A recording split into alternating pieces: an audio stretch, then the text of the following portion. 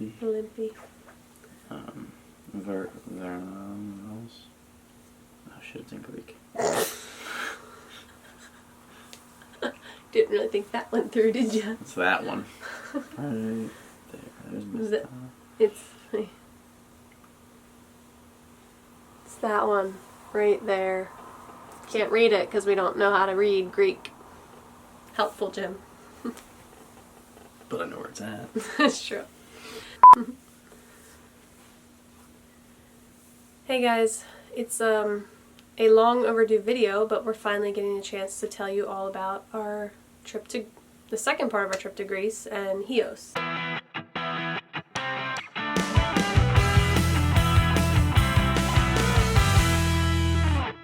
A little bit about Chios. It's the 5th largest island of all the Greek islands in the Aegean Sea. Did I say that right? So it's really not huge, but there's plenty to explore there.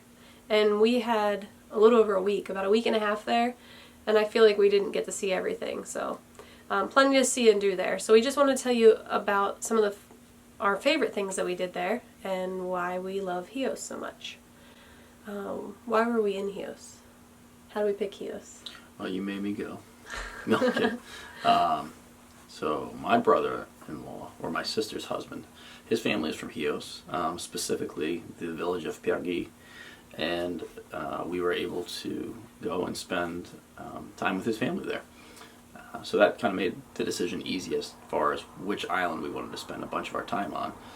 So we had a personal tour guide of it, so that made it kind of nice. It was definitely helpful. Jim's sister is Lisa, her husband is Nick, and their 3 kids that they took along were Maki, Ethan, and Theo. So it was nice for our kids to have their cousins there. We were definitely a big group, but we got a big van and made the best of it. So if you ever get a chance to explore in a 9-passenger van, it's always an adventure. Especially in Europe. Yes. And we ended up staying with Nick's grandmother, his yaya, and that was an interesting experience. We didn't just stay at a hotel, we literally lived the village life, which was fun. We would wake up in the morning, the kids would, they wanted to always go up to the fruit truck, we would get some fresh fruit, and we would just sit on the front step, and the neighbors, the older neighbors would come out and sit there and just watch the kids play, and it was neat.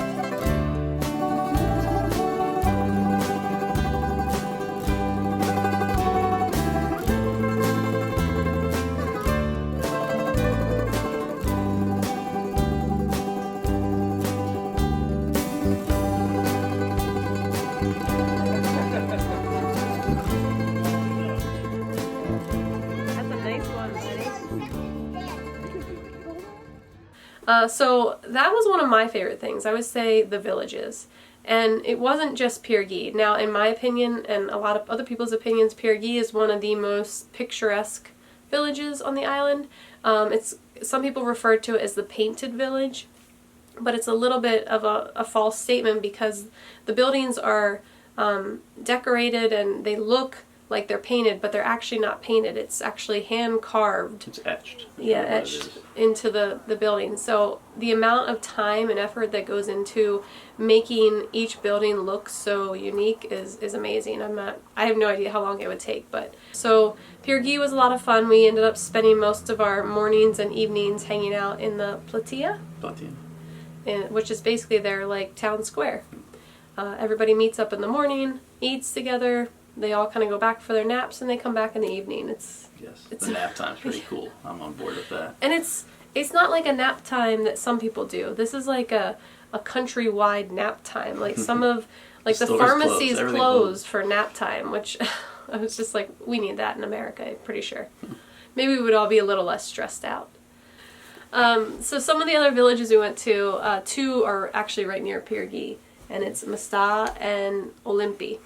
And I apologize to the Greek people if I am butchering their names, but we only saw probably half of the villages that there's even to see. Yeah, there was so much more, unfortunately.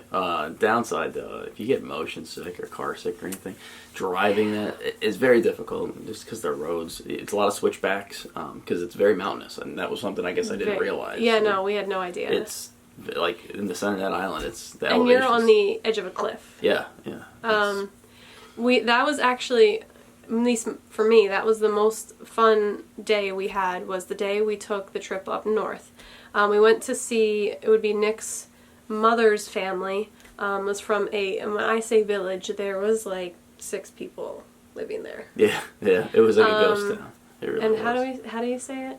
Agio Gala. Agio Gala, which translates to Saint Milk. Mm-hmm. So we went to this teeny tiny little village that you'd probably drive through and never stop at, but we were looking around, and there is a old church that's built into the side of the mountain that this village is sitting on.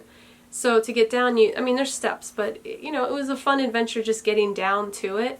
And we lucked out, and Nick knew one of the ladies that was from the village, and she offered to give us basically a free tour of this church.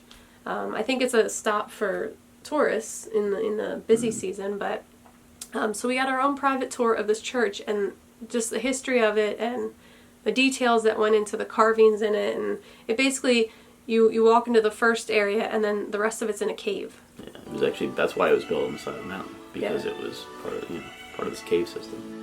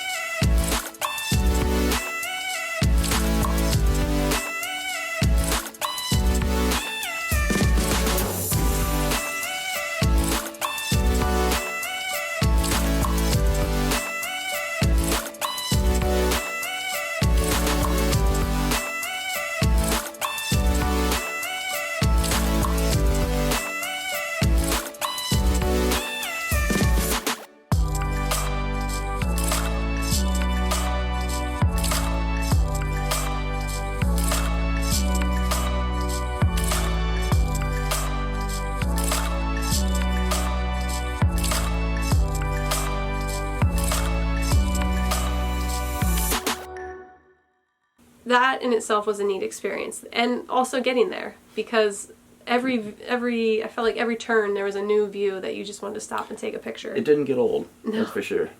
Just beautiful, the coastline. I really enjoyed looking at the water, and from the elevation that you're at too. Again, as you drive on these roads, it's just, you can see so far, and you look down into the water, and when the sun's shining, the water is just crystal clear. It's beautiful. Yeah. So I think that's one of the the neatest parts of Chios is you can go, and the northern part looks one way and the southern part looks a totally different way.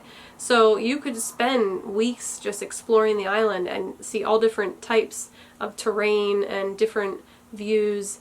Another interesting fact about Chios, you can see Turkey from the east coast. Like from the like town or city of Chios. Yeah, it's just a boat ride away, actually. Yeah, very, very a stone's throw, almost quite literally. Yeah. Sesme is the port city in Turkey. That's kind of like a resort area in Turkey, but the city of Chios, there's plenty to do there. Lots of restaurants. I think there's a pretty good nightlife there. Very good nightlife. We don't really do nightlife because we have the kids. Chios is also known for its mastic trees, or gum trees. Well, more specifically, there's only a handful of villages that do it. It's in the southern part of Chios. Yes. And they grow, mastic trees, gum trees is what they are. And they use this mastica, they call it, and they can make everything out of it. Yes. Like don't expect to find some like double mint gum there. You're gonna get some like mint flavored mastic gum, which is strange, but it's their thing. They do liquor from it. They do all kinds of different lotions, soaps, all different stuff. Yeah. So that's kind of their claim to fame is the mastic. It's like the only place in the world that does it. Yes. So if you go anywhere else, especially around that area, and buy something with mastic in it, it came from Chios. Right. Another favorite thing, the beaches. There was a lot of beaches to choose from, so we obviously didn't get to hit them all. But we did go to a couple, and each one was different, just like the villages. My favorite beach, and probably yours too. Yeah. I'm not even going to attempt to say the name because I will butcher it, but I will put it in the comments below. It's basically called the Black Rock or Black Pebble Beach. And it's volcanic stone is what makes up the beach. So there's no sand, which is a plus for parents. So we ended up going back there a couple times because the kids had fun. They got to play in the water. It's beautiful, crystal clear. And I've never swam in a beach that had black rocks in place of sand.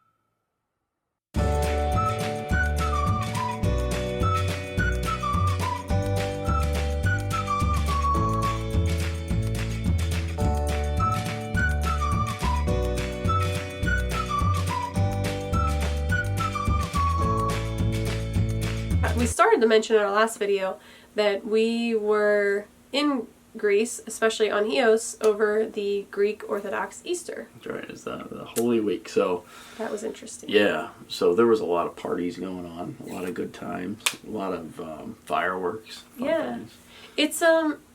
The whole island celebrates. I can't say that for island. No, well, yes, the whole country. The whole country celebrates, but everybody gets into it. So leading up to it, the village. The one night we were able to watch. Oh, so specifically, you're talking about Pyrgi. About Pyrgi. Pyrgi, we were in. All right, so Pyrgi. Let me explain this if I can. Please do, because I don't. They do bonfires in the square at the church, like in front of their churches. And there's two churches in Pyrgi. So the bigger church does a bigger bonfire. It's right next to the platea, and then the other church does a smaller one. But it's a big event. They bring in truckloads of firewood, and it's truckloads of firewood. Now the streets are about as wide as I can spread my arms, so they're not like tractor trailers. They're like pickup trucks that the farmers just load up all this wood, olive wood, and whatever they can get their hands on, and they bring it in to burn. And it's a massive fire. They have to put like corrugated steel over the glass on the buildings around it so it doesn't break the glass and catch it on fire. Otherwise, the buildings are concrete or stone or something. So they're not obviously going to burn. But it's the bonfire is lit. It's the holy fire. Then it burns, and it'll burn for 2 days, and it just, it sits there. The whole village That gets was neat. into this celebration, which is neat to see Yeah. everybody participating. I mean, we were the only ones really not participating because we were watching. Yeah, we were kind of touristy on that, but it was pretty awesome. But it's neat. It's neat to watch them come together. The village is really one big family. They all know each other. So it was an honor to be there over the celebration and watch how they celebrate. So we didn't stick around for the bonfire. We actually tried something that even Nick had never done, and that was to see something that Chios is known for is the rocket wars, they call it. Right, and the rocket wars, like, they've been featured on the Travel Channel and stuff like that before, because this is like nothing else. There are 2 churches that... Neighboring, like, town, areas of the town, I guess. Correct, like you said, each village, whatever, has their own churches in it, and so this village, both churches are kind of elevated a little bit, and they're able to launch homemade rockets at each other. Now, the origin of this, we tried looking this up, it's kind of unclear. One of the things we heard was that they did it in order to scare off the invading Turks at one point by acting like they were having their own war. Right, it looked as if they were in battle, so right, so they didn't mess with them. But it's become such a tradition, and again, it's these 2 churches, and these people spend all year making these rockets, so this isn't like anything that's regulated. And I'm sure practicing. Yeah, it's let's put it this way, it's dangerous, but it's pretty cool to see, and it draws quite the crowd to watch. Yeah. In fact, we had to drive up on top of a mountain. We did.